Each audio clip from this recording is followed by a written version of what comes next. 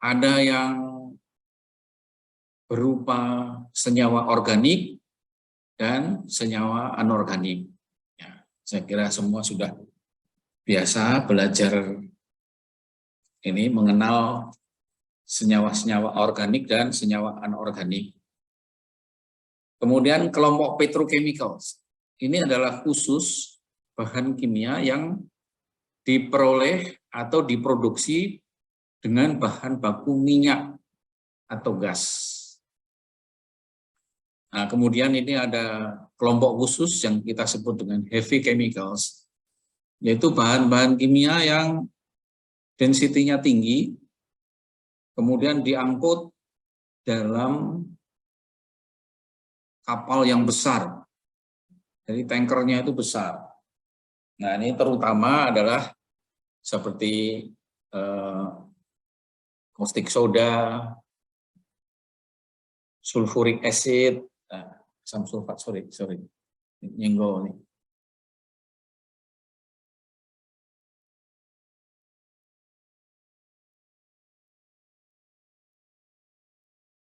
Senggol.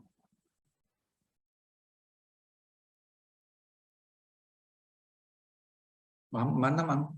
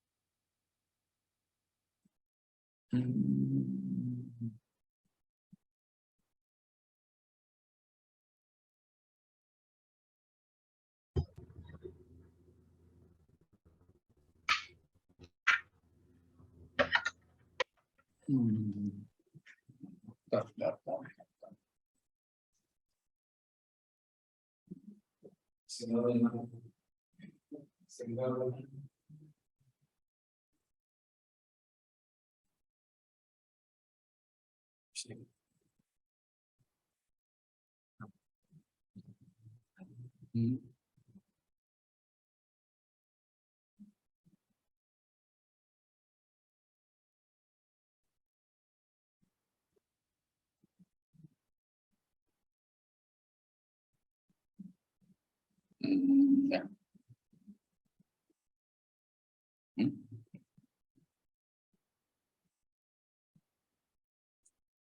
Oke.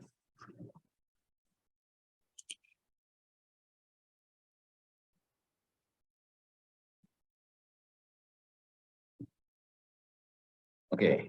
Nah, kelompok yang kedua yang kita sebut dengan vegetable and animal oils. Ya. Vegetable oils itu bahasa Indonesianya minyak nabati. Minyak dari tumbuh-tumbuhan. Ada minyak sawit, ada minyak kelapa, ada minyak bunga matahari, minyak jagung, dan seterusnya. Kemudian animal oils. Animal oil itu kalau di Indonesia jarang kita temui, kecuali minyak ikan. Ya. Ada minyak ikan, minyak babi, minyak sapi itu. Nah, kemudian yang ketiga masuk kelompok petroleum dan petroleum and petroleum products. Nah, jadi kalau dari kelompok pertama atau kelompok chemicals ini berbagai macam jenis bahan kimia. Tetapi yang kelompok kedua, vegetable and animal oils, ini ciri khasnya adalah adanya triglycerid ester. Ya. Kalau menurut ilmu kimia atau kimia organik, itu penyusun utama atau komponen utama adalah triglycerid ester. Ya.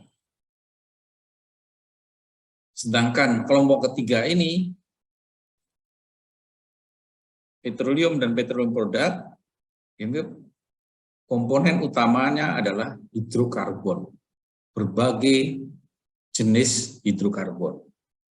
Jadi hidrokarbon ini adalah senyawa yang terdiri dari unsur hidrogen dan karbon, di mana pada umumnya adalah secara kimia stabil atau tidak bereaksi, tidak mudah bereaksi. Sedangkan untuk ester itu gabungan dari alkohol dengan asam, terutama asam lemak. Nah, itu disebut dengan ester. Oleh karena itu nanti masing-masing punya sifat sendiri-sendiri. Jadi sifat atau karakteristik dari vegetable and animal oil itu ditentukan oleh komponen utamanya, yaitu triglyceride ester. Sedangkan karakteristik dari petroleum dan petroleum products itu ditentukan oleh adanya hidrokarbon. Oke. Nah, oleh karena itu kita sangat concern dengan karakteristik daripada kargo tersebut. Karena karakteristik itu akan berpengaruh kepada bagaimana cara kita melakukan survei.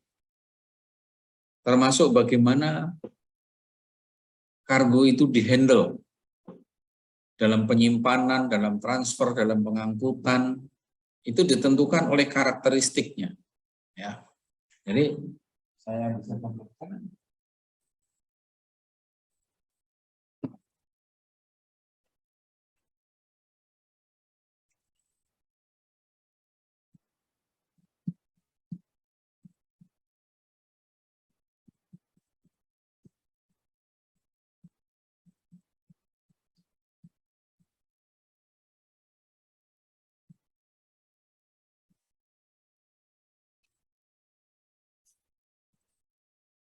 Nah, karakteristik kargo atau karakteristik muatan ini akan mempengaruhi bagaimana samplingnya.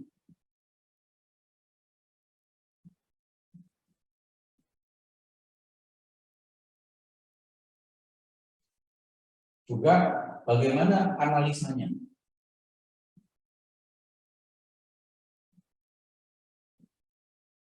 Analisa laboratoriumnya.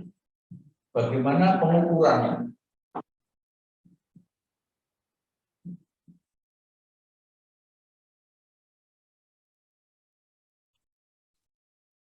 Bagaimana penentuan kuantitinya.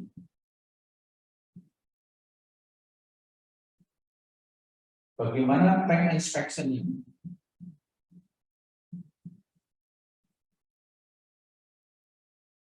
Yang terkait di sini mulai dari tank ini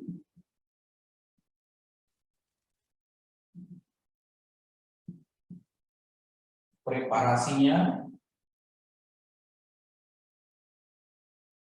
dan inspeksinya.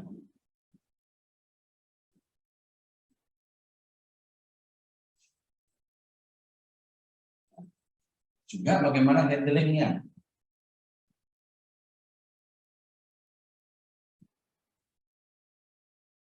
Mulai dari bagaimana transfernya, penyimpanannya, pengangkutannya,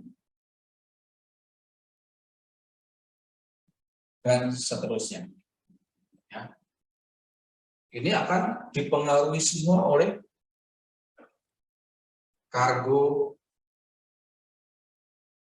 karakteristik ini, ya, dan lain-lain. Ini akan dipengaruhi.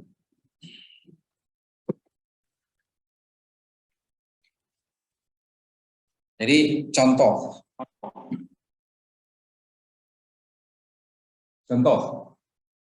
kalau sekarang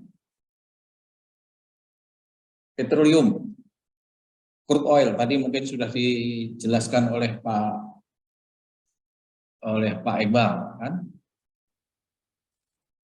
Di dalam crude oil terdapat fase minyak kotor, kemudian ada fase free water, di mana di dalam free water itu terdapat berbagai partikel padat yang ikut mengendap di dalam tangki. Nah, tentunya untuk mengambil sampelnya, ya, jadi karena minyak itu RVP-nya rendah atau tekanan uapnya rendah, maka samplingnya bisa dilakukan secara terbuka. Artinya kita boleh buka tutupnya, tutup tangki, kita buka, baru kita ambil minyaknya. Itu namanya sistem terbuka. Nah, kemudian yang kita ambil adalah di bagian minyak, fase minyak kotornya. Jangan sampai mengambil airnya. Tetapi kalau nanti kita ingin mengetahui jenis airnya atau karakteristik daripada airnya, maka kita ambil sampel sampai paling bawah, sampai bottom sampling. Sedangkan untuk analisa secara umum, kita memakai sampling kita lakukan pada posisi upper, middle, lower. Saya kira kemarin sudah dijelaskan oleh Pak Taufik, posisi upper, middle, lower. Nah, itu untuk minyak mentah,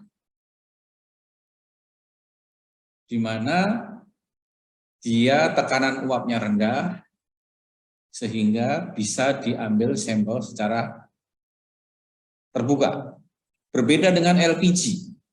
LPG itu termasuk cairan yang sangat mudah menguap. Karena titik didihnya itu jauh di bawah 0 derajat Celcius. Maka samplingnya tidak bisa dibuka. Tangkinya tidak boleh dibuka. Nah, bagaimana kita mengambil sampel di mana kargonya atau muatannya itu tidak boleh dibuka? Ya.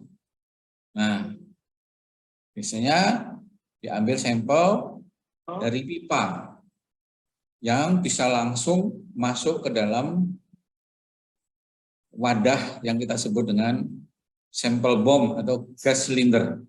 Ya kan? Jadi ini karena ada karakteristik yang berbeda. Demikian juga kalau akhir-akhir ini baru terkenal istilah ethylene glycol, ya kan? Atau diethylene glycol atau gliserin.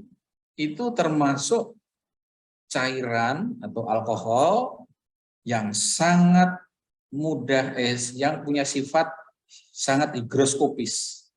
Dia menarik partikel-partikel air yang ada di udara atau menarik lembab air yang ada di udara. Nah, sehingga samplingnya juga tidak boleh terbuka, tetapi dia secara restricted.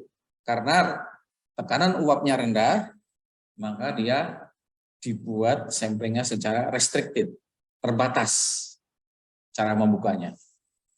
Nah, ini sampling nanti di dalam analisa juga berpengaruh beda-beda.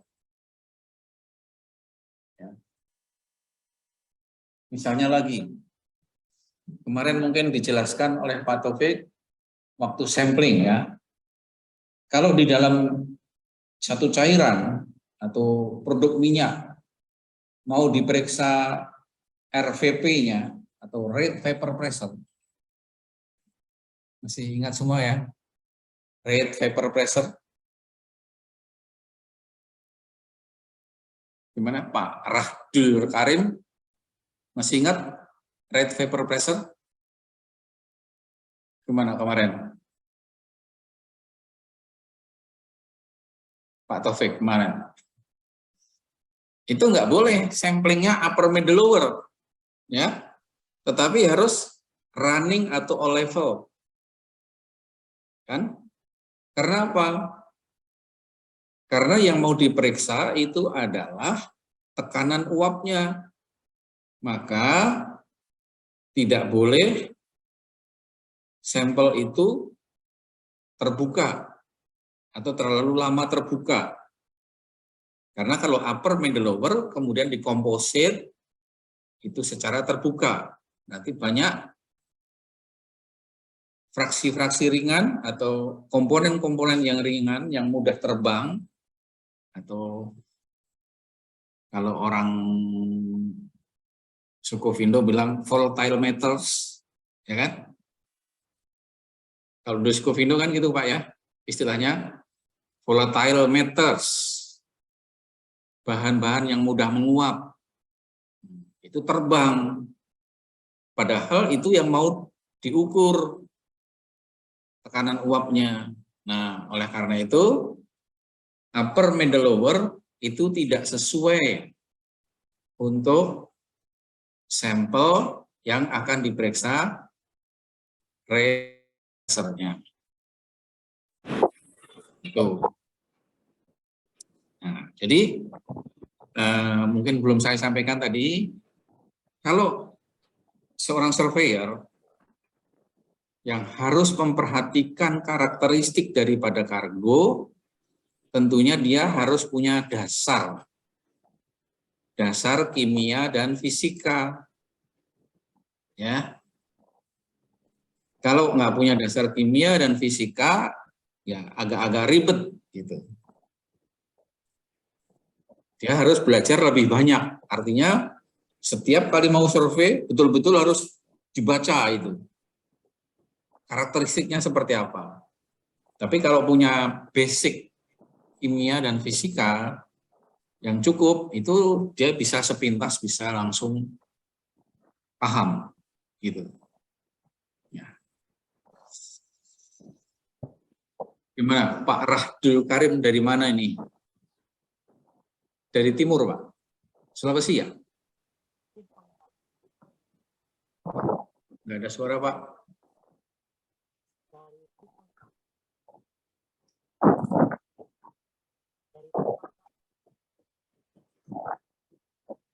Nggak keluar suaranya.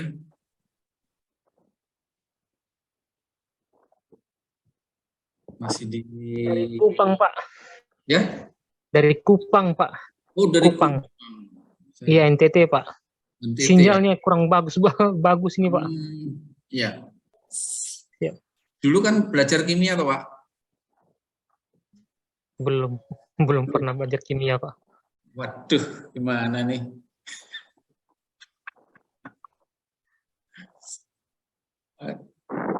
Pendidikannya dari mana, Pak? Saya SMA saja, Pak. SMA IPS. Iya, Pak. Ya. Jadi nanti kalau survei minyak atau survei untuk liquid harus dibaca-baca dulu, Pak, karakteristik kargonya itu. Apakah iya, Pak, apakah dia mudah menguap, uapnya beracun apa tidak, gitu kan? Dia kental, iya, atau dia encer, atau mudah menguap, atau dia homogen, atau dia ada emulsi, gitu. Itu karakteristik yang mempengaruhi setiap praktek survei, Pak. Baik sampling, tank inspection, kemudian pengukuran maupun penentuan kuantitas gitu. Jadi misalnya penentuan kuantitas. Kalau untuk liquid, misalnya petroleum, chemicals, palm oil gitu, itu yang diperiksa cuma kuantitasnya, yang diperiksa cuma fase cairnya saja. Tetapi kalau LPG, propilen, amonia, etilen, PCM, LNG itu yang ditentukan kuantitinya bukan hanya bagian cairnya, tapi bagian uapnya juga diperiksa. Ya. Jadi ditentukan juga kuantiti untuk fase liquid berapa, kuantiti untuk fase cair berapa, untuk fase uap berapa. Itu. Nah, itu tentunya nanti formulanya juga berbeda-beda tergantung dari sifat tadi. Kalau LPG misalnya, LPG kan hidrokarbon yang senyawa nonpolar. Nah, ini kalau bahasa kimianya begitu. Maka dia bisa menggunakan rumus gas ideal. Tapi kalau amonia tidak bisa. Amonia itu merupakan senyawa polar, maka ada koreksinya. Gitu. Misalnya begitu, Pak. Ini karena dipengaruhi oleh karakteristik atau sifat dari kargo tersebut. Oke. Nah, oke. Tadi beberapa contoh. Boleh dipotong, Pak? Ya? Bisa dipotong sedikit. Ada yang saya mau tanya tadi. Boleh, Pak. Muhammad Fakhri. Wah, dari mana nih, Pak? Sulawesi? Dari Toli-Toli, Pak. Uke Palu, ya. Ya. Gimana, Pak? Itu tadi, Pak. Sempat belum dijelaskan masalah sampling untuk misalnya liquid yang mudah menguap tadi. Ya. Apakah pakai running atau cara-caranya bagaimana, Pak? Bisa dicontohkan? Waduh. Bukannya kemarin sudah dijelaskan, Pak, pelajaran samplingnya. Jadi gini, Pak. Tekniknya. Kalau kita mengambil sampel untuk satu cairan yang RVP-nya rendah atau dia tidak mudah menguap, ya, termasuk minyak ini dianggap tidak terlalu mudah menguap atau RVP-nya di bawah 1 ya, 1 atmosfer. Itu maka samplingnya bisa dilakukan secara terbuka. Ya, sampling kan bisa terbuka, bisa tertutup, Pak, ya. Ya, Pak Fahri, Muhammad Fahri. Ya, Pak. Bisa membayangkan nggak? Sampling terbuka sama tertutup. Katupnya maksudnya, Pak. Katup tanknya. Terbuka dan tertutup. Jadi kalau tertutup, jadi misalnya gini, cairan di dalam tangki. Ya, kalau tertutup itu cuma disedot aja, Pak. Semuanya tertutup. Alatnya itu sudah dimasukkan ke dalam tangki sana, kemudian disedot dari atas. Atau kita mengambilnya dari pipa. Tuh. Nah, kalau terbuka, nanti dibuka. Ya, apa di manhole-nya, apa dibuka, baru kita turunkan alatnya, gitu. Kan terbuka kan, tangkinya boleh dibuka, gitu. Iya, ya. Oke, nah sekarang kalau misalnya cairannya itu sangat mudah menguap, maka kalau dibuka kan hilang. 20 desi pulang. Ya kan, hilang kan? Maka kita pakai sistem tertutup. Oh, iya. Gitu. Nah, ada juga yang kargonya itu tidak boleh terkena udara. Ya.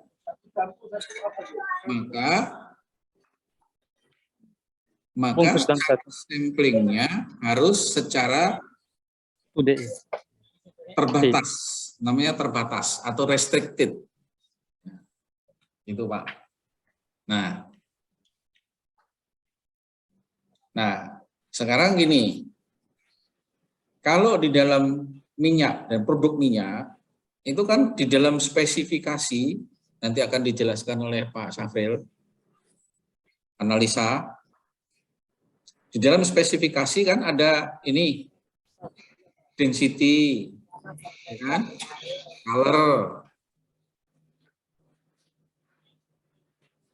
Color atau warna, kemudian ada copper strip corrosion, ada RVP, ya kan? Ada moisture atau SNW dan seterusnya. Nah, untuk memeriksa RVP atau untuk memeriksa parameter RVP, rate vapor pressure. Jadi rate vapor pressure itu adalah tekanan uap pada 100 derajat Fahrenheit.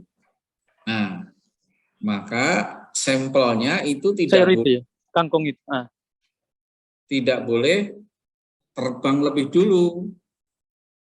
Jadi sampel itu betul-betul harus tertutup.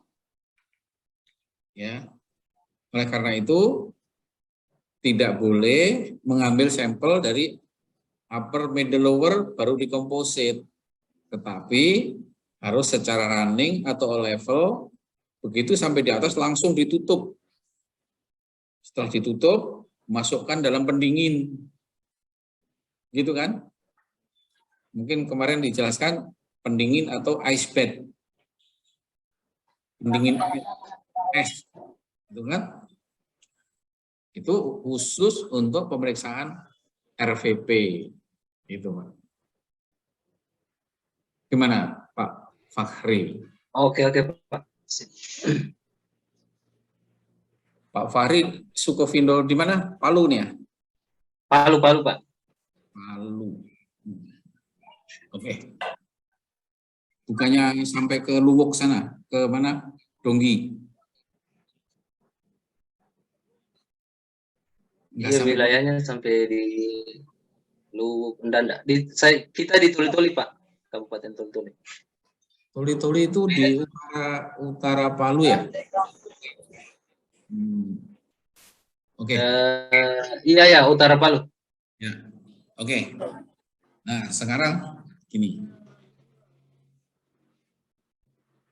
Karakteristik apa yang penting perlu kita perhatikan untuk kargo cair? Pertama, izin dulu Pak sebentar. Ya.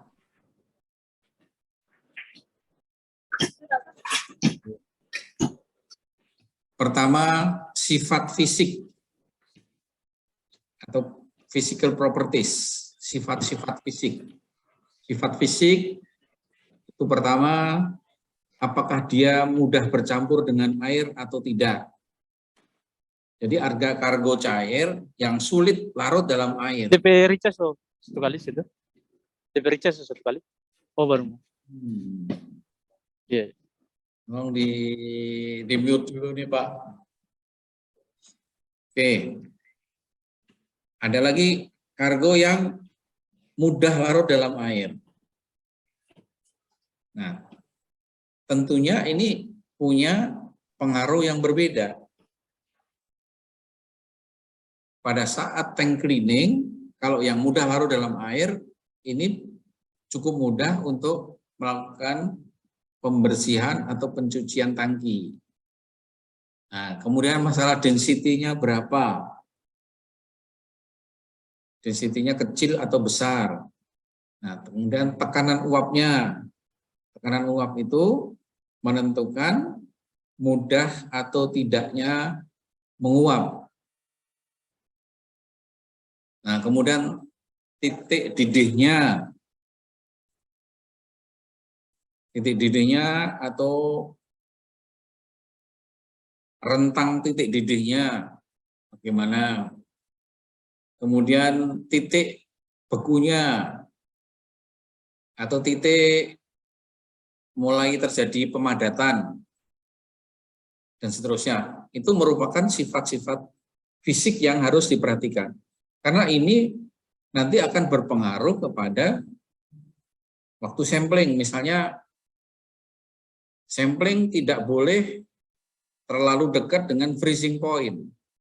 Karena kalau sampling dilakukan pada temperatur yang mendekati titik beku, maka sampelnya akan heterogen. Ya. Kemudian RVP itu menentukan metode pengukuran, metode sampling. ya, itu akan berpengaruh pada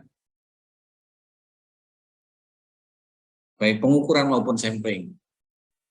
Density ini nanti menentukan pada penentuan kuantitas. Nah, kemudian sifat-sifat fisik, chemical properties.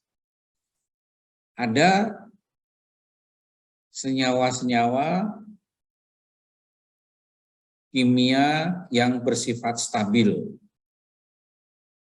Ya.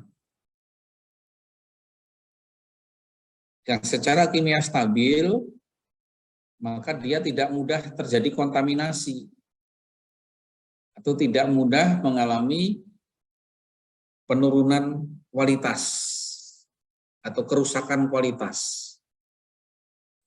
Tetapi ada bahan-bahan kimia yang reaktif, yang mudah bereaksi di dalam kargo tersebut. Bisa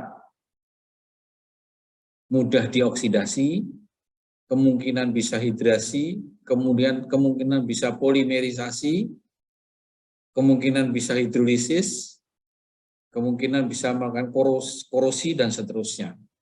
Jadi misalnya senyawa-senyawa hidrokarbon yang tidak jenuh itu mudah dioksidasi, bahkan mudah terbakar. Kemudian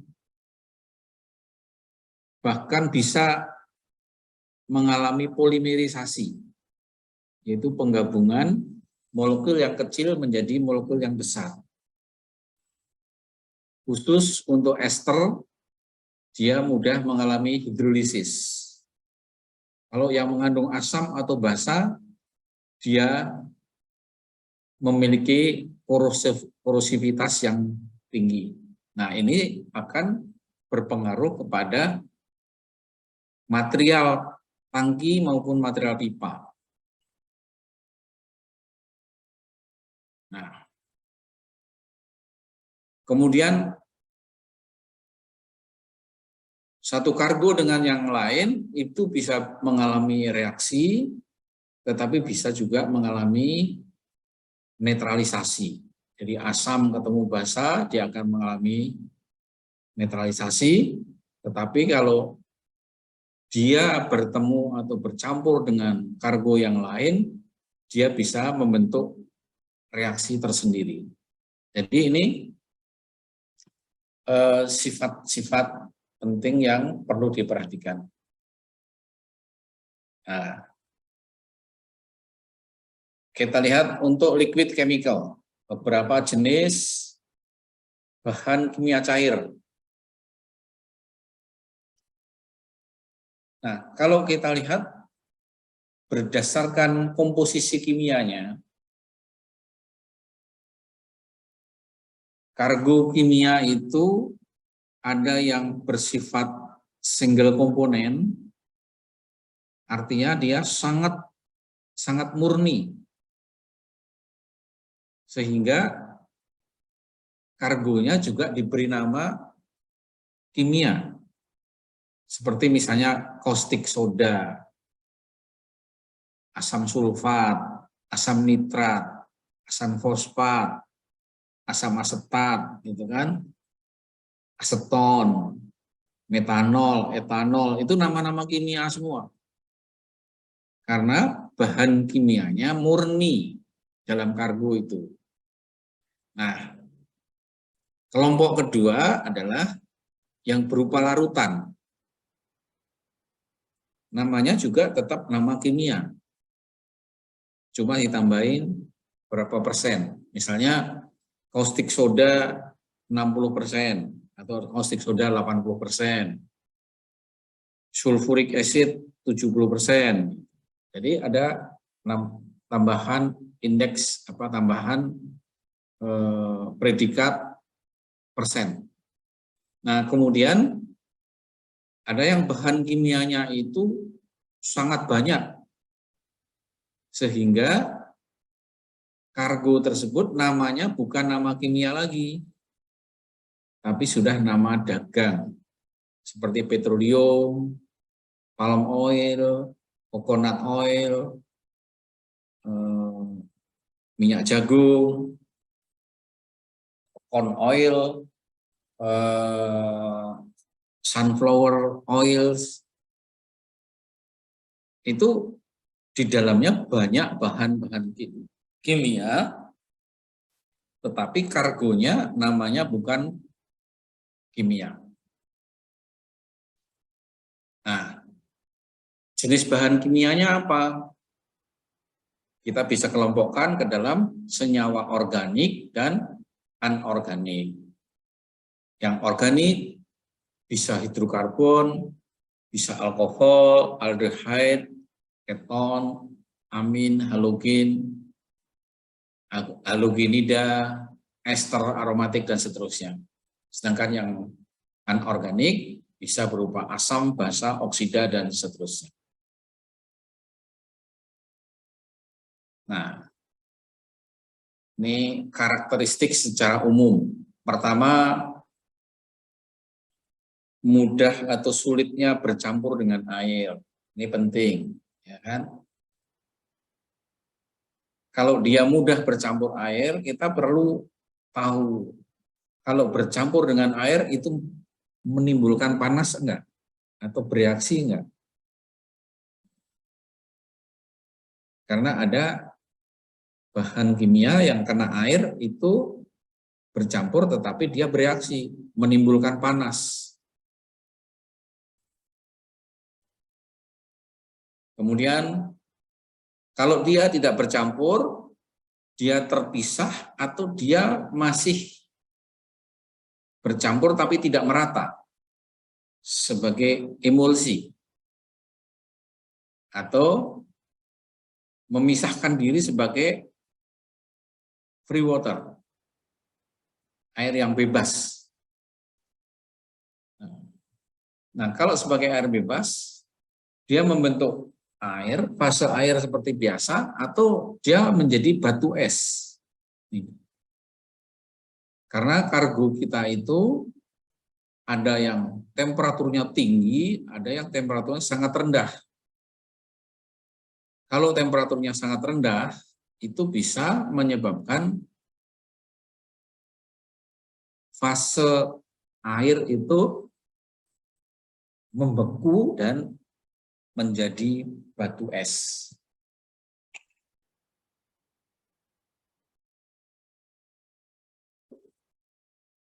Oke.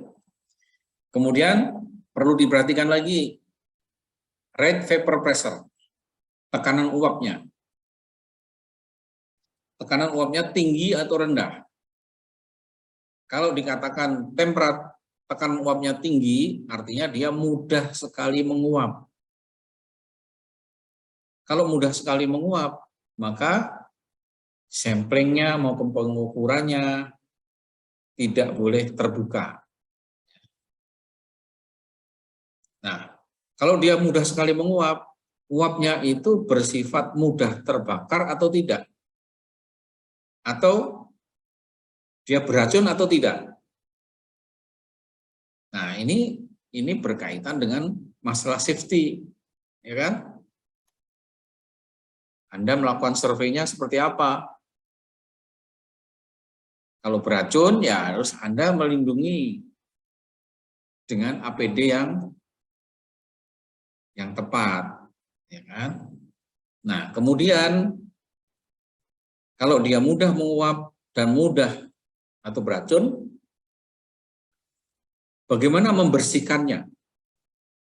Mengusirnya bagaimana? Nah, ini tentunya Anda harus tahu bahwa bagaimana sifat density mereka, ya? Bagaimana terhadap udara, bagaimana terhadap uap air misalnya, ya? Ini akan berpengaruh kepada bagaimana teknik pengusirannya atau teknik menghilangkannya. Nah, kalau RVP-nya atau rate vapor pressure-nya rendah, berarti kita bisa menggunakan sistem terbuka.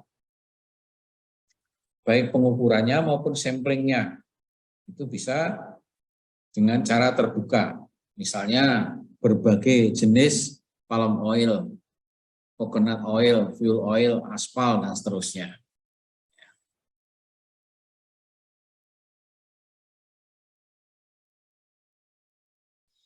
Nah, karakteristik ketiga yang perlu diperhatikan adalah apakah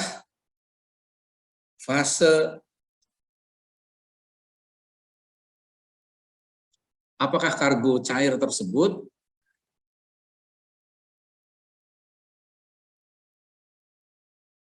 mempunyai titik beku yang satu atau bertingkat-tingkat. Jadi kalau dia campuran dari berbagai jenis senyawa, itu biasanya dia punya titik beku yang bertingkat-tingkat. Seperti contoh, kalau kita lihat minyak goreng di rumah, itu kalau musim dingin, itu untuk asam lemak yang jenuh, yang rantainya panjang, dia akan membeku lebih dulu. Sedangkan yang moderat atau yang medium, dia akan tetap menjadi larutan yang bening. Nah, karena di situ terjadi pembekuan yang bertingkat. Ya. Palmitatnya, stearatnya dia akan membeku lebih dulu. Miristatnya belum. Ya kan? Miristat, oleat juga belum, gitu kan? Kemudian yang perlu diperhatikan lagi, apakah mudah mengalami hidrolisa? Nah, kalau mudah mengalami hidrolisa, maka Anda harus memeriksa kekeringan atau kebersihan tangki secara lebih intensif supaya kargonya tidak mengalami hidrolisa. Ya. Bahkan lembab udara pun harus dikurangi atau diusir, diganti dengan inert gas atau nitrogen supaya kargonya tidak bersentuhan dengan kadar air. Ya. Karena kalau bersentuhan dengan kadar air bisa mengalami hidrolisa. Kemudian sifat, apakah mudah mengalami polimerisasi? Tidak. Terutama senyawa-senyawa hidrokarbon yang mempunyai rantai rangkap atau tidak jenuh, itu mudah mengalami polimerisasi. Di mana polimerisasi ini dirangsang oleh adanya oksigen atau sinar ultraviolet, atau kadar air, juga karat, dan kotoran lainnya. Ya. Jadi mungkin kemarin dijelaskan oleh Pak Taufik, kalau kita mengambil sampel nafta misalnya, atau produk minyak yang mengandung olefin, maka kita tidak boleh menggunakan botol bening, tetapi harus botol yang berwarna coklat untuk menangkal pengaruh sinar ultraviolet ke dalam sampel, agar sampel tersebut tidak mengalami polimerisasi. Ya, saya kira kemarin dijelaskan demikian. Jadi tidak boleh menggunakan botol bening. Kalau menggunakan botol bening harus dibalut di luarnya supaya tidak ada sinar ultraviolet yang masuk. Nah, sifat keenam, masalah korosivitas. Kalau kargonya korosif, maka kargo itu mudah bereaksi dengan logam-logam yang terdapat di dalam material tangki atau pipa, terutama logam baja ringan, baja biasa, seng, tembaga, timbal, dan beberapa jenis logam lain. Nah, untuk kargo yang sangat korosif itu bukan hanya menyerang logam-logam, tetapi juga memakan jaringan tubuh manusia dan hewan. Apakah itu kulit, apakah itu kalau kena mata, apakah daging, kuku itu bisa termakan oleh senyawa yang korosif ini. Misalnya kaustik soda, asam sulfat, asam nitrat, asam fosfat, asam amonia,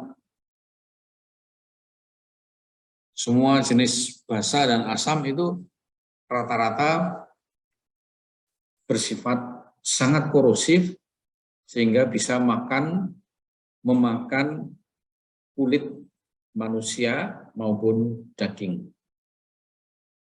Nah, kemudian mengenai sifat mudah atau sulitnya terbakar. Jadi ada senyawa-senyawa di dalam kargo itu yang mengalami yang mudah terbakar. Terutama adalah senyawa hidrokarbon yang berkait dengan minyak. Ya. Nah, di sini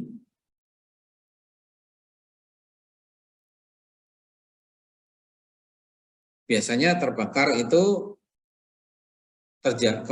itu terjadi karena ada 3 faktor. Faktor produk yang mudah terbakar, kemudian faktor sumber api, dan faktor oksigen atau udara. Nah, kalau ada 3 faktor ini, maka bisa membentuk campuran yang mudah terbakar sehingga terjadi kebakaran. Nah, ini secara umum demikian sifat-sifat yang harus kita perhatikan. Nah, sifat-sifat ini harus kita pelajari dulu sebelum kita melakukan survei. Kita baca dulu, nanti kita akan memperoleh informasi ini di namanya MSDS, Material Safety Data Sheet, itu ada di kapal, juga ada di produsen. Jadi shipper selalu punya MSDS untuk kargo yang akan disurvei. Ini harus diperhatikan oleh surveyor agar samplingnya benar, pengukurannya benar, kuantitinya benar, serta terlindung dari bahaya-bahaya yang kemungkinan dapat mengancam keselamatan kerja. Ya. Nah, kemudian kelompok petrochemicals. Petrochemical itu adalah senyawa kimia yang diperoleh dari pemrosesan lebih lanjut light petroleum product. Nah, terutama ini adalah nafta, kondensat, atau gas alam. Gas alam atau gas yang keluar dari bumi itu biasanya hidrokarbon ringan, yang utamanya adalah metan. Nah, dari kelompok petrochemical ini secara garis besar ada 2 kelompok, yaitu kelompok olefin dan kelompok aromatik. Kelompok olefin ini pada umumnya berupa gas atau kargo gas. Itu di mana itu, di Chandra Asri apa di mana itu? di Pertamina Balongan, di Cilacap juga ada propilin. Nah, ini semua berbentuk chemical gas. Kemudian derivat dari aromatik. Aromatik yang terkenal, yang biasa kita survei adalah bensin, toluin, dan silin. Ortosilin, parasilin, metasilin gitu kan.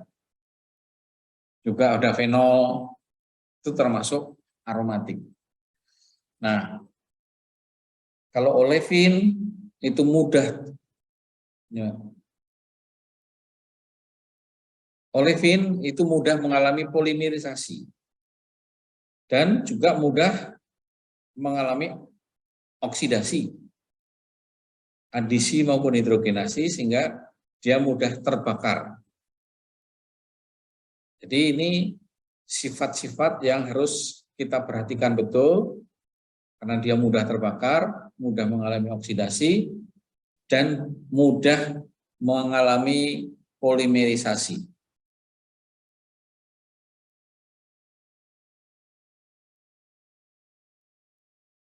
Nah, dalam keadaan normal, dia berbentuk gas dan tidak mudah larut dalam air. Nah, ini secara umum untuk biasanya dipakai buat bahan plastik maupun insektisida. Jadi karakteristik semacam ini harus kita perhatikan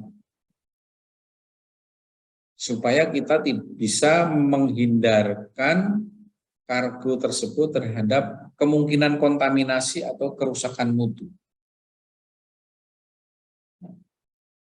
Nah, kalau untuk bensin, toluin, dan silin, ini bersifat reaktif. Jadi hati-hati sekali kalau dia bercampur dengan impurities atau zat lain. Ya. Jadi kalau ada sisa dari kargo lain harus dibersihkan secara tuntas. Nah, sifat yang kedua, semua bersifat racun, karsinogenik. Jadi sifatnya itu karsinogenik. Maksudnya dia merupakan penyebab dari penyakit kanker.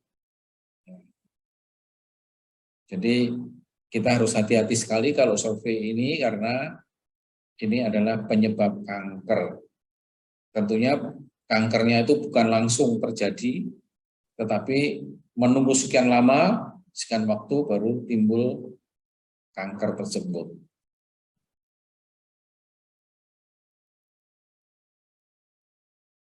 Nah, ini juga terjadi untuk amonia.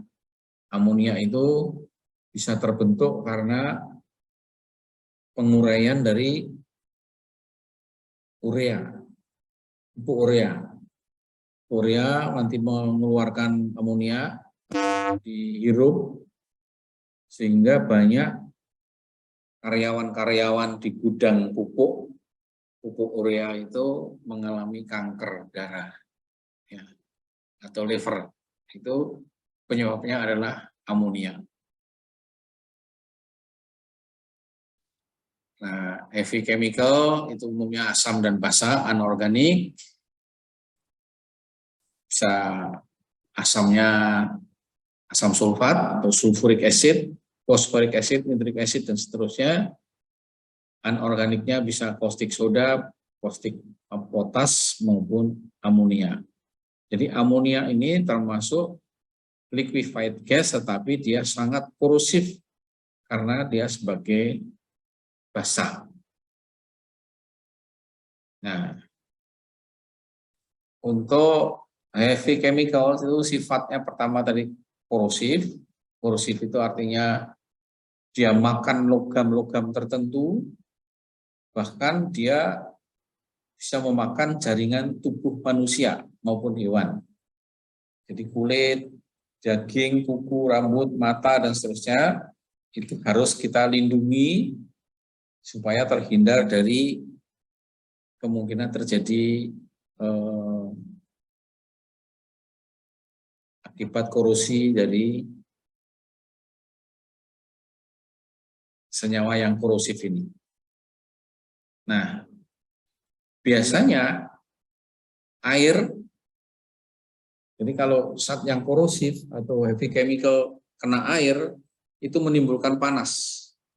Karena dia bereaksi secara eksotermis.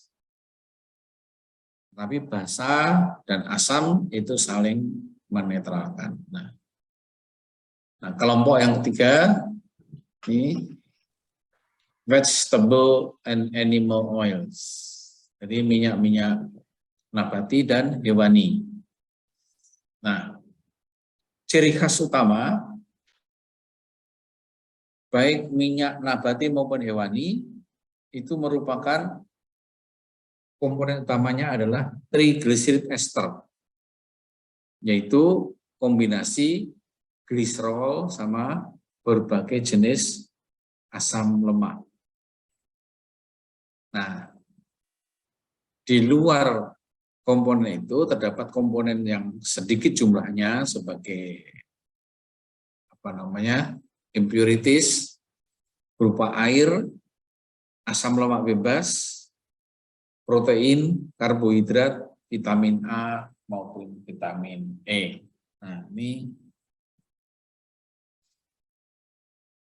Nah, untuk minyak nabati itu punya karakteristik yang mirip. Karena di mana karakteristiknya itu ditentukan oleh jenis dari triglycerid ester yang ada di dalamnya. Apakah di dalam minyak kelapa sawit, minyak jagung, minyak kedelai, minyak kacang, minyak kelapa, dan seterusnya. Itu semua punya sifat mudah dihidrolisis. Ya.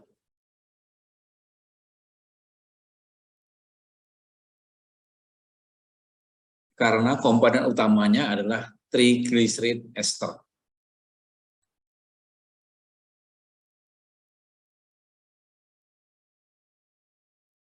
Jadi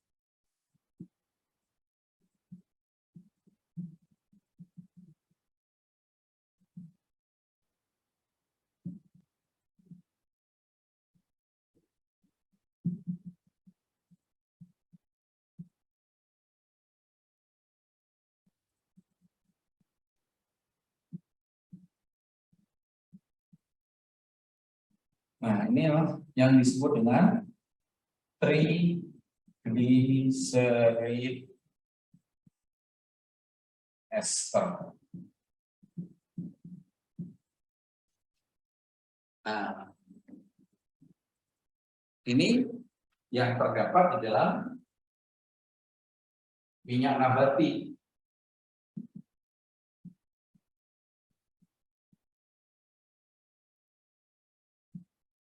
Maupun hewani. Nah, kalau ini ketemu dengan air, maka dia akan terurai menjadi kembali menjadi glukosa. Ini terurai atau putus.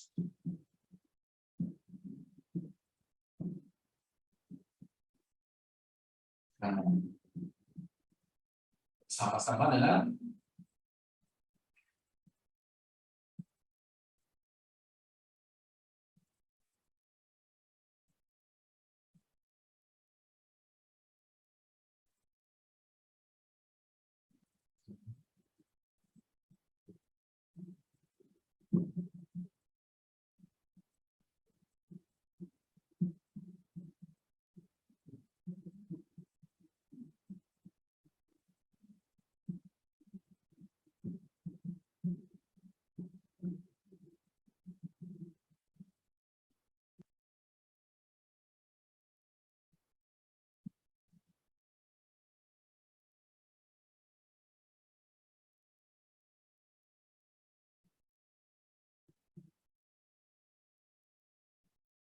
nah, ini yang disebut dengan asam lemak bebas.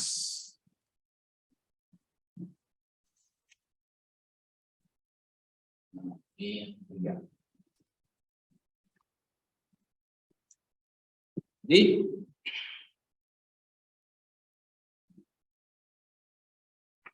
Jadi sifat khas dari minyak nabati maupun hewani yang terdiri dari yang komponen utamanya adalah triglyceride ester, itu pertama punya sifat ini hidrolisis. Ya, hidrolisis. Hidrolisis. Nah, nanti kalau di sini ada ikatan rangkap, kalau ada ikatan rangkap akan diserang juga oleh oksigen. Ini akan menyerang ikatan rangkap.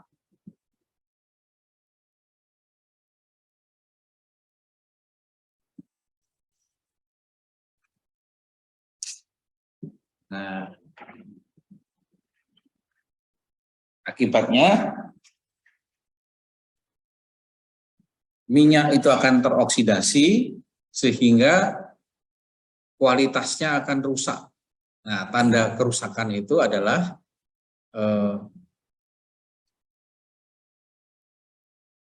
baunya tengik. Ya, nanti apa namanya? Kalau minyak goreng bau tengik itu artinya dia sudah mulai teroksidasi atau itu sebagai tanda kerusakan kualitas.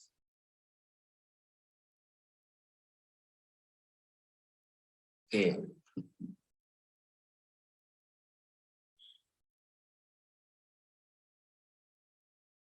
Ya, nah tadi. Jadi sifat pertama tadi hidrolisis, yang kedua kemungkinan ada oksidasi. Kemudian sifat yang ketiga mungkin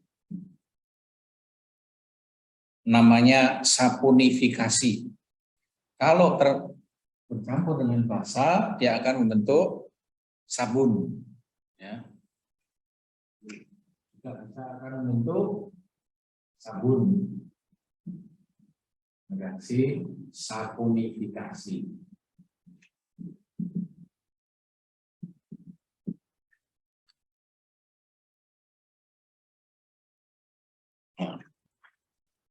Nah, di dalam minyak ini ada berbagai macam asam lemak bebas nih, yang berbeda-beda. Nah, ini yang mempunyai titik beku yang berbeda-beda.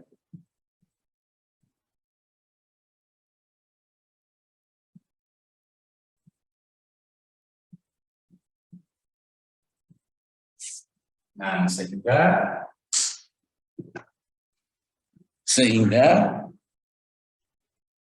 di dalam kargo tersebut akan mengalami pembekuan yang bertingkat atau bertahap. Jadi sebagian membeku, sebagian tidak. Ya. Oke.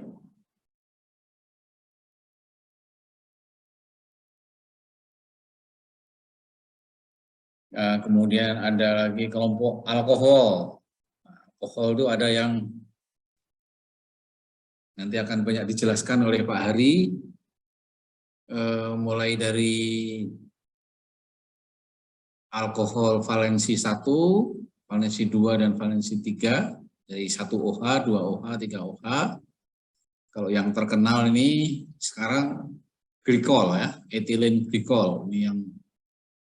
Ini di dalam tubuh bisa, kalau ketemu kalsium bisa membentuk senyawa oksalat sehingga bisa menyumbat ginjal, sehingga banyak anak kecil yang tidak bisa kencing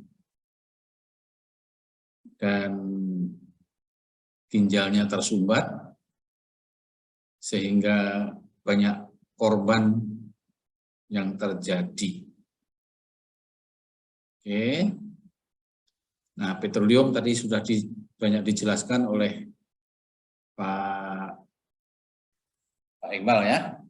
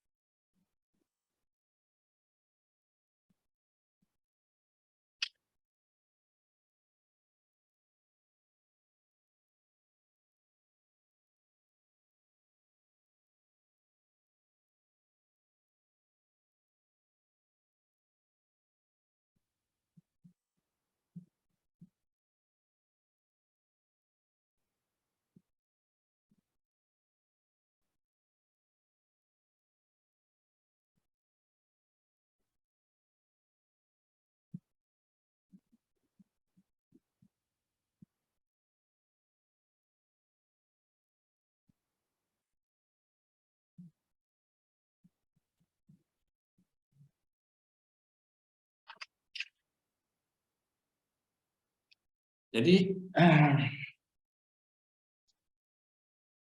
minyak itu kan terbentuk jutaan tahun yang lalu, Pak. Ya. Jadi minyak itu merupakan istilahnya sekarang adalah bahan bakar fosil.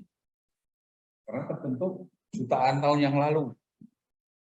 Jauh biasanya namanya di bawah di Laut Purba yang sudah tertimbun dengan berbagai macam tanah. Ya. Nah, sebenarnya mereka kan senyawa hidrokarbon ini lari dari mana-mana.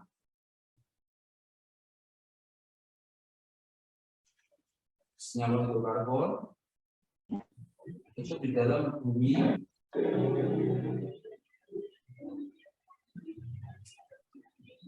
mengalir kemana-mana, akhirnya dia terjebak oleh satu formasi batuan yang tebal, ya. Batuan yang sudah tidak bisa ditembus keluar lagi, tidak bisa keluar.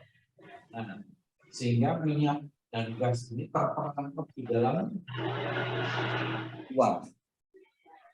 Nah, itu yang disebut dengan reservoir.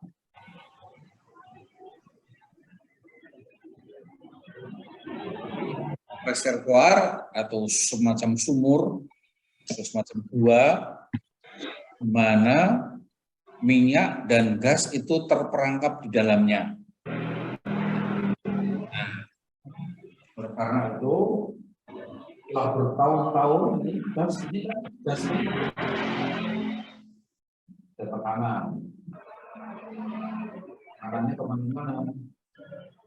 Ini juga ke minyak.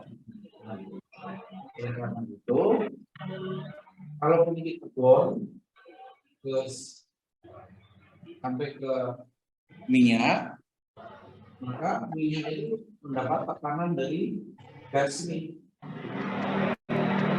akan mengalir ke atas. Ya, tekan minyaknya dengan sendirinya akan naik ke atas. Ini minyak, air, kotoran, dan gas. Kan? Nah, kemudian ditampung di atas,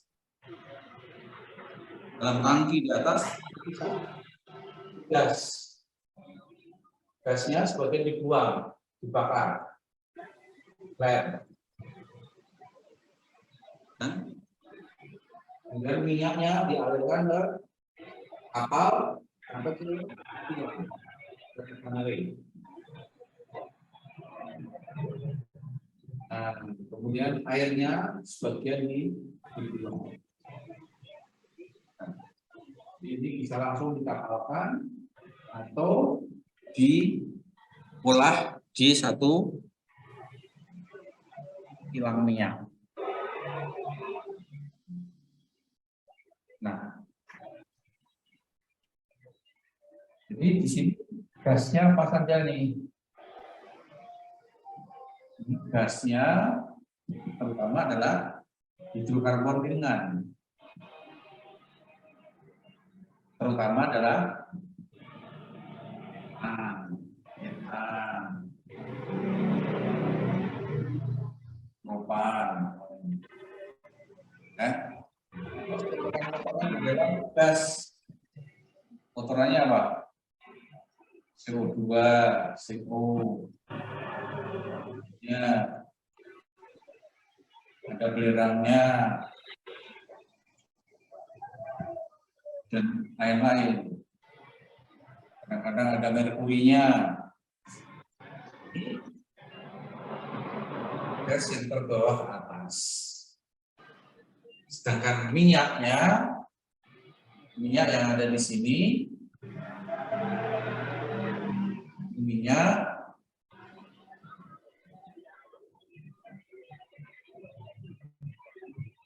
air yang terlarut berdispersi,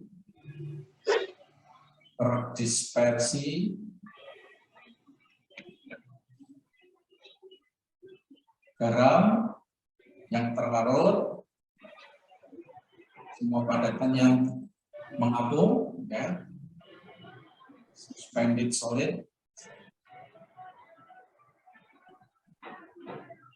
Nah, ini yang ada di sini. Nah, sedangkan air, free water ini ada air, lumpur, bagi logam-logam, pasir dan seterusnya. Nah, ini yang sehingga komposisi seperti ini.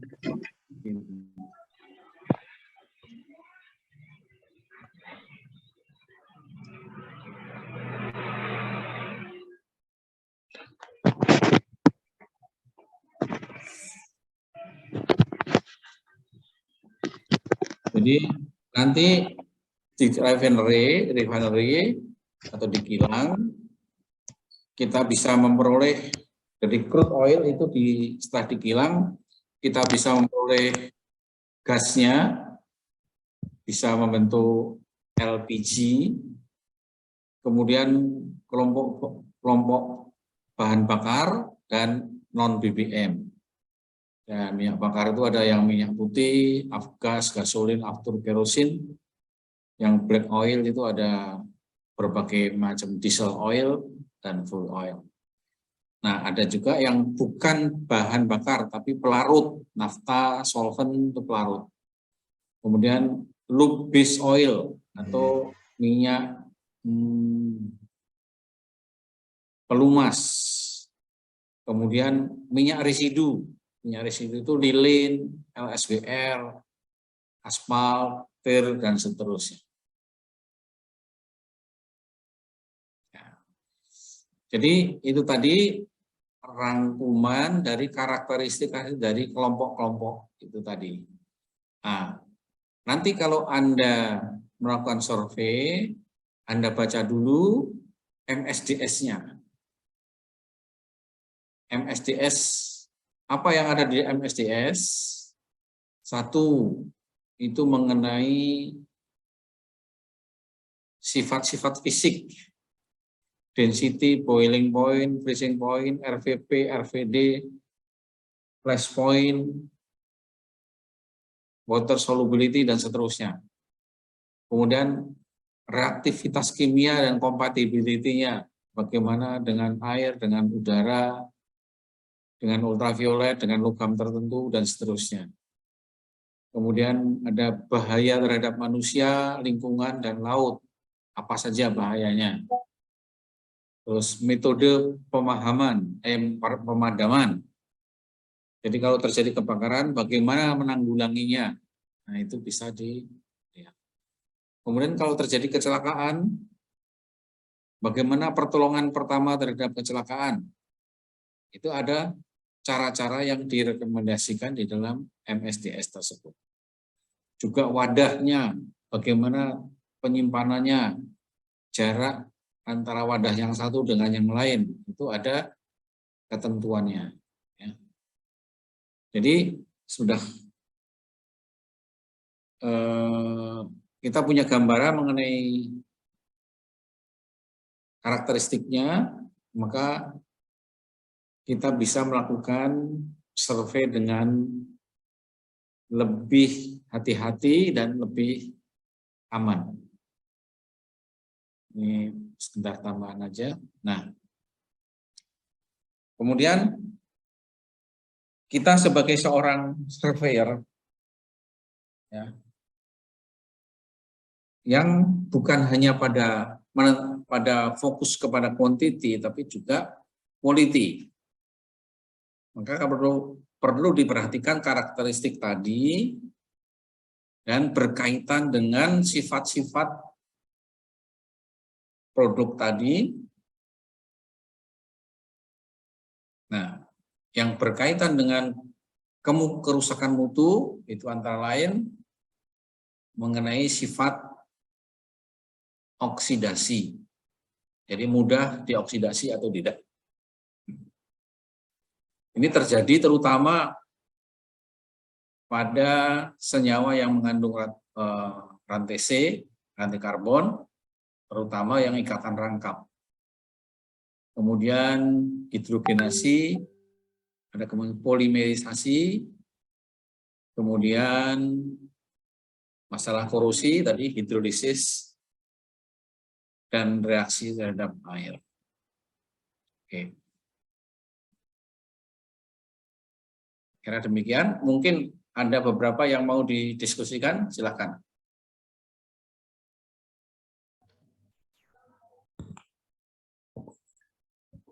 Pak, izin bertanya, Pak. Silakan, Pak. Pak Randika ya? Iya, Pak. Ya, Pak. Pak, mau tanya, Pak. Tadi kan untuk kargo yang semi padat. Misalnya nih, Pak, dalam kargo itu udah ada sisa bawaannya, Pak. Aspalnya padat tadi itu sisa dan tidak bisa dibongkar. Nah, dia tercampur dengan kargo yang dibawanya saat itu juga, Pak. Dia bawa aspal juga gitu. Nah, jadi gimana kita ngitungnya, Pak? Ada kargo yang udah mengendap tadi yang tidak bisa dibongkar tadi itu, Pak. Terima kasih, Pak. Jadi bisa disonding nggak, Pak? Yang soalnya ini pernah juga pekerjaan ini, Pak, yang sisa kargonya itu tidak bisa disonding. Kita cuma terima data yang dari kapal itu, Pak.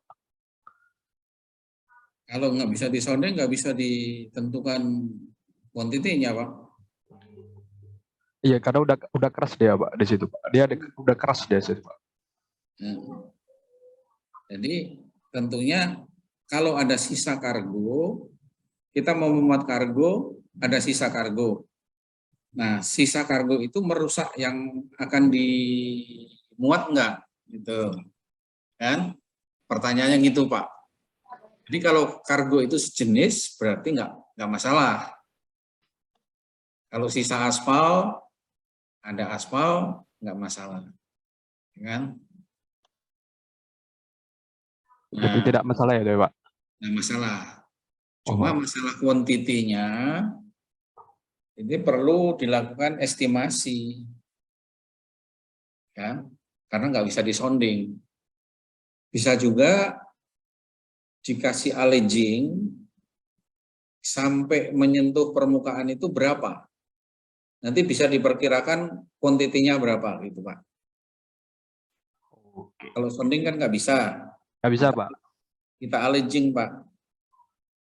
Jadi jarak antara reference point sampai ke permukaan sisa kargo itu berapa? Nah, baik, Pak, paham, Pak. Terima kasih, Pak. Jadi bisa diperkirakan nanti jumlahnya, ya kan? Jadi dianggap nanti dip-nya sama dengan reference head dikurangi allege. Nah, itu sama dengan dip, kita baca tabel, kuantitinya sekian, gitu, Pak. Ya. Siap, Pak. Oke, ada lagi, Pak? Saya mau bertanya, Pak. Ya, Pak, silakan. Siapa nih, Pak? Ini, Pak. Pak Amon Suganda. Suganda. Oke, ya, Pak. Apakah ada kontaminasi, misalnya caustic soda terhadap udara, Pak? Kalau caustic soda dengan udara nggak ada kontaminasi, Pak. Nggak bereaksi. Tapi Ya. kalau kita lihat dari tangki, kalau misal itu kan tetap ada ruang kosongnya, Pak. Dia ada proses penguapan. Titik didihnya berapa? RVP-nya berapa? Jadi semua cairan itu kalau disimpan dalam tangki selalu ada uapnya. Hanya sedikit dan banyak itu, Pak. Nah, kalau RVP-nya di bawah 1 atmosfer itu diabaikan, Pak. Jadi jumlah gas atau uap itu ditentukan nanti untuk kargo-kargo yang namanya liquefied gas cargo.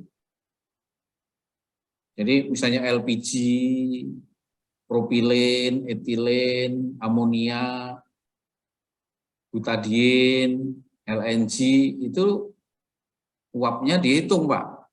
Tetapi kalau untuk minyak, palm oil, chemical itu nggak dianggap, diabaikan gitu, Pak.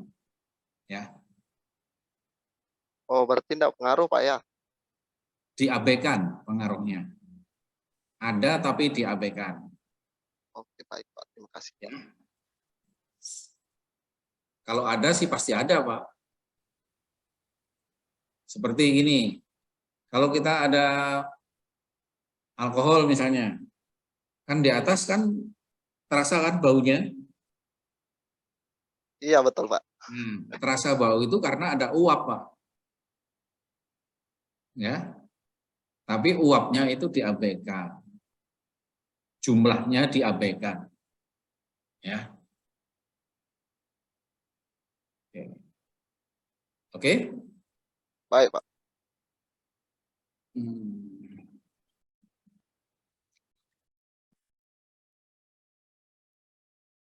Ada lagi?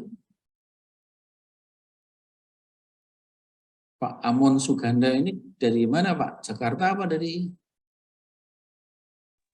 Dari Kalimantan Barat, Pak. UP Wih. Kendawangan. Bukan asli dari Jawa Barat? Bukan, Pak. Oh. Asli Kalbar, Pak? Iya, asli Kalbar, Pak. Di mana, Pak? Tadi, Pak? Di Kendawangan, UP Kendawangan. Cabang Pontianak, Pak. Cabang Pontianak, ya. Setahu saya kalau Klaten Barat itu Kota Waringin, ya? Kota Waringin itu mana? Tengah apa barat, Pak? Beda, Pak. Beda, ya? Waduh, saya nggak pernah ke Kalimantan. Saya cuma ke timur aja, Pak. Kalimantan Timur. Ya. Soalnya dulu zaman Sukopindo, zaman saya, Pontianak itu cuma biji tengkawang aja yang diekspor. Ya, sekarang ada LPG segala kan? Iya, betul, Pak. Ya. Ada minyak juga, Pak, di Kalimantan Barat? Untuk tambangnya enggak ada, Pak. BBM, ya? Iya. Oke, oke. Oke, Pak.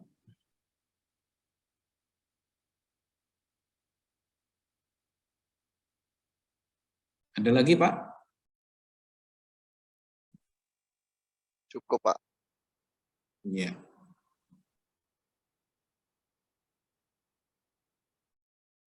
Jadi istilah-istilah ini agak ada yang merasa asing nggak, Pak?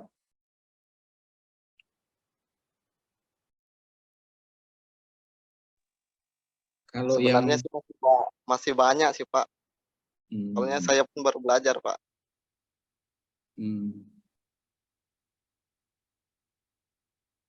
Dulu belajar kimia kan, Pak?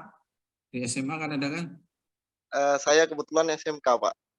Kemudian saya kuliah D3 pertanian, Pak. Oh, kalau pertanian kan ada nyambung-nyambung dikit, Pak. Ada kimianya kan? Adalah sedikit-sedikit, Pak. Ya.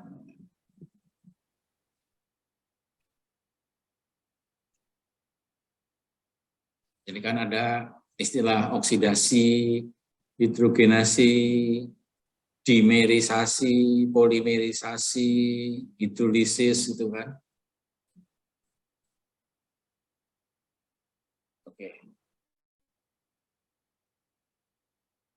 Jadi ini kita masih untuk liquid ini agak campur, tapi nanti kalau tahun depan kita udah lebih, kita kelompokkan ke petroleum khusus petroleum, Pak. Palm oil khusus palm oil. Untuk gas khusus gas. Nanti untuk tahun depan setelah ada reformasi ini, kita nggak diberikan apa namanya liquid cargo secara agak luas gini, nggak dikasihkan. Oke. Baik, kalau Yang Pak, izin ya. bertanya Pak. Boleh Izin Pak, bertanya Pak. Pak Agus Wicaksono. Ya Pak. Pak mau tanya Pak, kan untuk di tangki timbun atau short tank Pak, apabila itu yang disimpan adalah minyak, kan biasanya minyak goreng sih Pak. Biasanya kan ada heaternya di bawahnya Pak. Minyak apa? Minyak kelapa sawit atau minyak nabati kan ada heaternya di bagian bawahnya Pak. Ya. Nah, pada saat dia sudah mengendap sudah lama nih Pak, kan ada proses pemanasan atau heater Pak. Adakah dia perubahan di sisa endapan tersebut Pak? Apabila dia sudah terkena pemanasan Pak, karena sudah ada periodik yang lama, dia membeku, dihiterkan, ada enggak perubahannya Pak? Jadi gini, tadi mungkin kemarin dijelaskan oleh Pak Taufik mengenai palm oil ya. Palm oil atau di sini kita kelompokkan sebagai vegetable oil, ya kan? Vegetable oil atau vegetable. Kalau orang Barat bilang vegetable atau minyak nabati itu kan terdiri dari berbagai macam triglycerid ester, ya. Ada yang rantai panjang, ada rantai menengah, ada rantai pendek. Ada yang jenuh, ada yang enggak jenuh. Ya. Tuh, satu. Kemudian di dalam palm oil itu sendiri itu sudah terdapat kadar air atau moisture. Maka sejak awal, sejak dari buah sampai ke pabrik, sampai diangkut ke kapal, itu terjadi reaksi hidrolisis terus-menerus. Jadi sudah mengalami perubahan, Pak. Nah, demikian juga karena terdapat senyawa asam lemak yang tidak jenuh, maka trigliserid itu juga mengalami oksidasi walaupun tidak dipanaskan, ya. Kecuali kalau udara di dalam tangki itu dibuang, diganti dengan nitrogen, gitu Pak.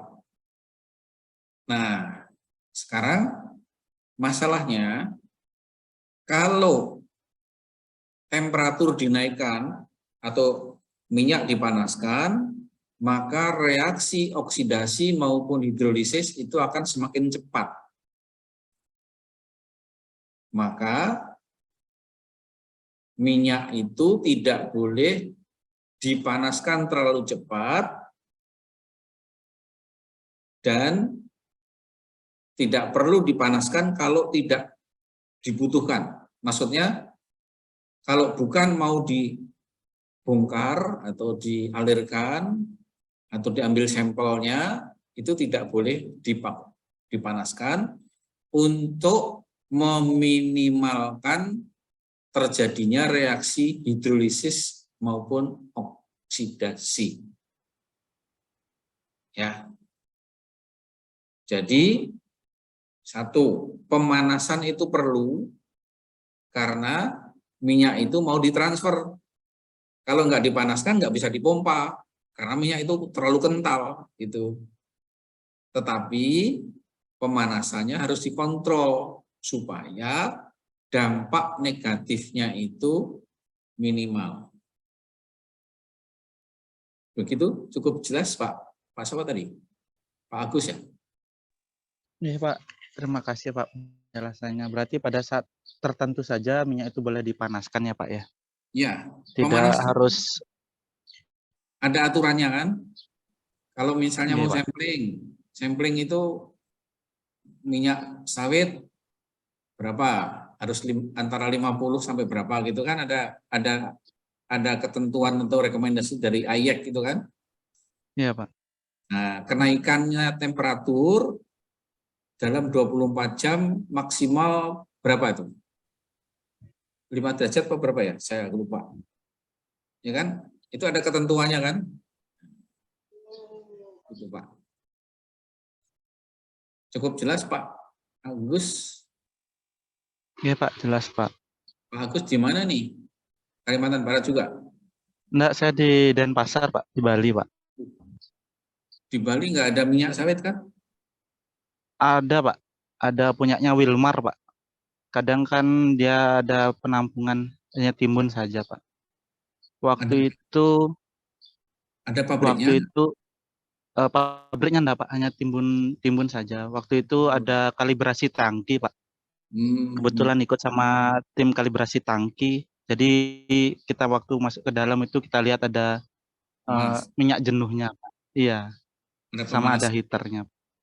Iya, betul, Pak, ada heaternya. Jadi Seperti pemanas itu, Pak. itu hanya sewaktu-waktu diperlukan untuk transfer. Karena kalau nggak dipanasin, nggak bisa dipompa gitu. Ya. Oke. Iya, Pak. Terima kasih, Pak. Bisa ikut ke khusus palm oil ada Pak. Kalau nggak salah, waktu itu Sukopindo minta untuk training palm oil kalau nggak salah. Saya lupa. Ya. Oke. Ada lagi? Satu pertanyaan lagi?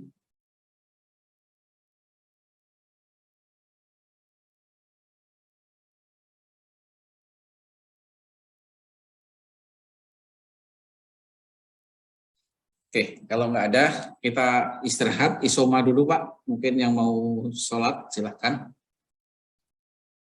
Oke, terima kasih, istirahat dulu Pak.